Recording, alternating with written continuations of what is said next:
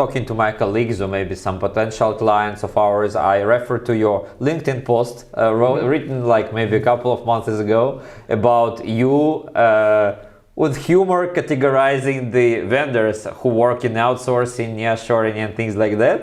And that time, if you remember, I commented that I'll pay you back with the categorization of clients. I'm still waiting for that. Exactly, and I'll do this, and I can say on the camera that I'll do this. I think I'm halfway done, but it still like sometimes requires a little bit of inspiration, which I don't always have.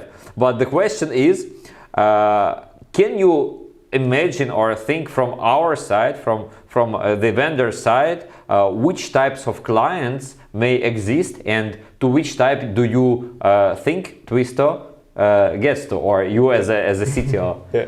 So you will definitely have to back me up on this one because you know, like it's been about 3 years like when I'm on the other side of the table, but still you'll probably link the original post, but I was trying to really like nitpick or make fun of some of the like negatives around the vendors, and the same like goes for the clients, right?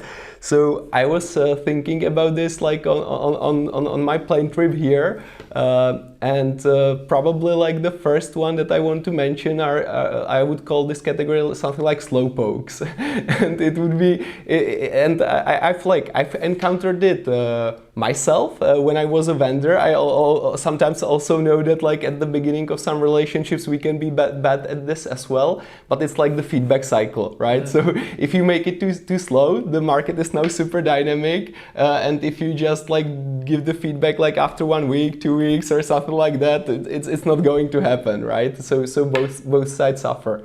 So like being slow is probably one of the category. Then I was thinking the second one is like pretty much about onboarding. So I would call this category something like lifeovers, like last in, first out, because like when you hire a great guy and it ends with the recruiting and you just don't invest in onboarding, like the relationship will end in a couple of weeks or maybe a month, because once again both sides will be frustrated, right? Mm-hmm. So if you don't invest in onboarding, even if it's like provided by a nearshoring service, it doesn't work out. Yeah.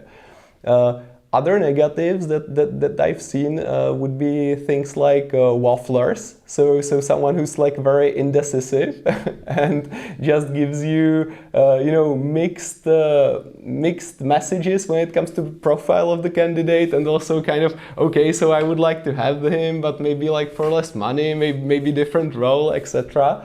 So this is also something like that, and maybe just the last one that I was thinking about are really people that I would call like maybe Scrooges or something like that, because I know that sometimes on a client's perspective there's the expectation that you will have the developers like for the same price, right, as you would recruit themselves, but the agency or the vendor oftentimes, or not oftentimes, always have like some other costs that they need to invest in it, right? So you kind of need to balance it out according to the local market and also the vendor himself. Yeah.